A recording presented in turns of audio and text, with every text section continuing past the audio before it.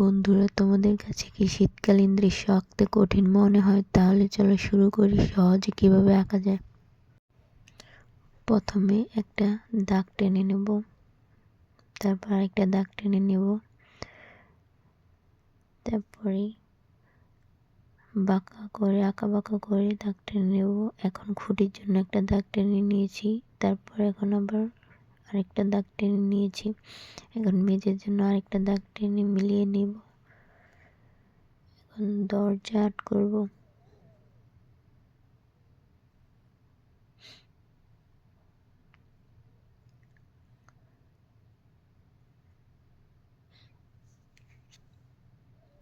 তারপর একটা ভি এঁকে নিলাম, দুই পাশে দুটো দাগ দিয়ে নিলাম।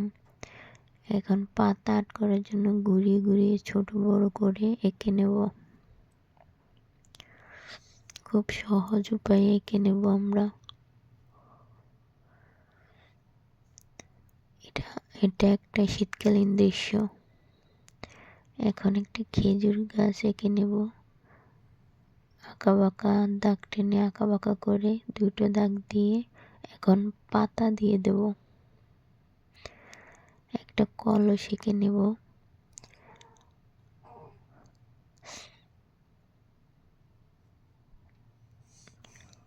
এখন পাতাগুলো এঁকে নেব।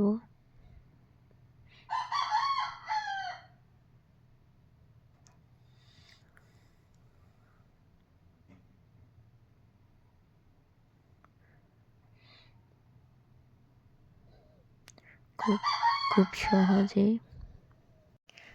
ঝিরি করে পাতাগুলো এঁকে নিচ্ছি, দুই পাশে দিচ্ছি। এখন হয়ে গেল আমাদের একটা খেজুর গাছ।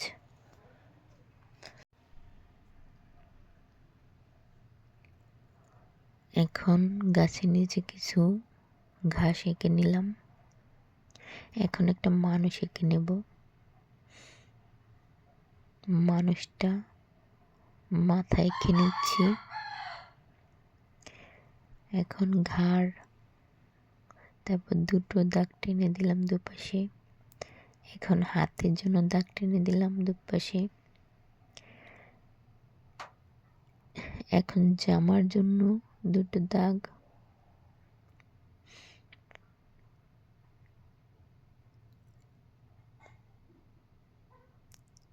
এখন একটু বাঁকা করে উপর দিকে উঠিয়ে আরেক পাশে বাঁকা করে উপর দিকে উঠিয়ে হাত এঁকে নিলাম। এখন জামাটা মিলিয়ে নিলাম, গলাটা মিলিয়ে নিলাম। এখন লুঙ্গি অ্যাড করব।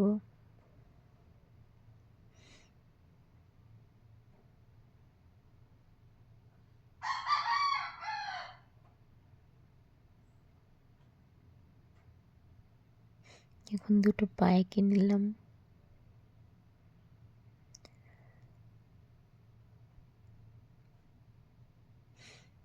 তোমরা দেখছো খুব সহজে কিভাবে একটা শীতকালীন দৃশ্য আঁকা যায়। এখন মাথার চুলগুলো একটু কালো করে নেব, গোল করে এঁকে নেব। কলসের জন্য একটা গোল দিয়ে দেব, নিচে দুটো দাগ দিয়ে দেব। এখন বড় একটা গোল করে দিয়ে দেব এবং নিচে একটা গোল করে ছোট দাগ টেনে নেব।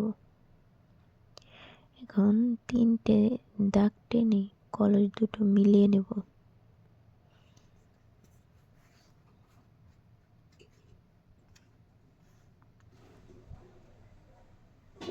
এখন একটা রাস্তা এঁকে নেব। সোজা করে দাগ দিয়ে একটু বাঁকা করে আবার আরেক পাশে আবার একটু বাঁকা করে এঁকে নিলাম রাস্তা। এখন পিছনের দৃশ্য বোঝানোর জন্য দাগ টেনে নেব।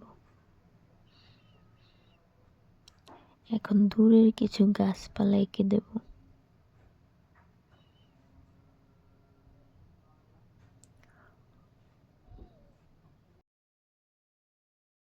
তাল গাছ এঁকে নেব। দাগ দিয়ে দিলাম।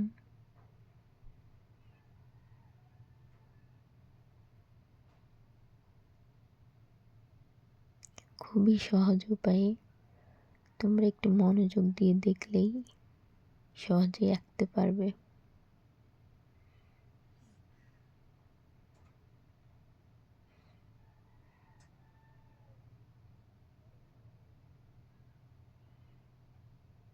কিছু পাখি এঁকে নিলাম,